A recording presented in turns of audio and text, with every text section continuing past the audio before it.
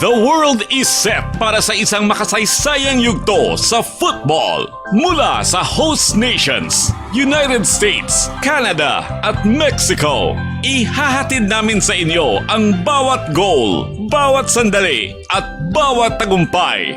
Manatiling nakatutok para sa mga balita at updates ng FIFA World Cup 2026. FIFA World Cup 2026. Dito lamang sa Bombo Radio Philippines. Magatambong si United States President Donald Trump sa finals sa FIFA World Cup kung saan magatabangay ang reigning European champions ng Spain, kag reigning South American champions kag defending world champions ng Argentina.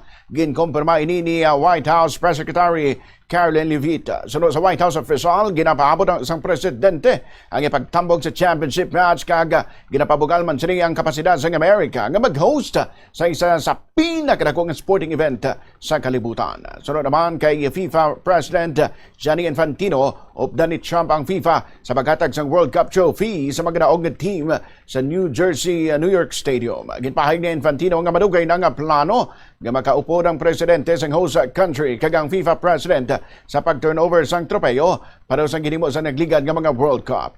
Sang 2022 World Cup sa Qatar, makaupod nga naghatag sang tropeyo ang imiring si Sheikh Tamim bin Hamad Al Thani kag si Infantino sa Argentina. Sang 2018 naman sa Russia, si Russian President Vladimir Putin ang nag-turnover sang tropeyo sa France. Naibaluan nga wala pa nakatambong si Trump sa bisan anong hampang sa sining World Cup.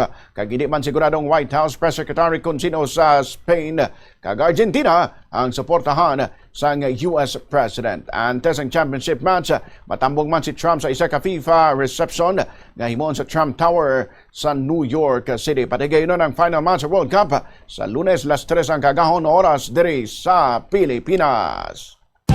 At yan ang FIFA World Cup 2026 updates.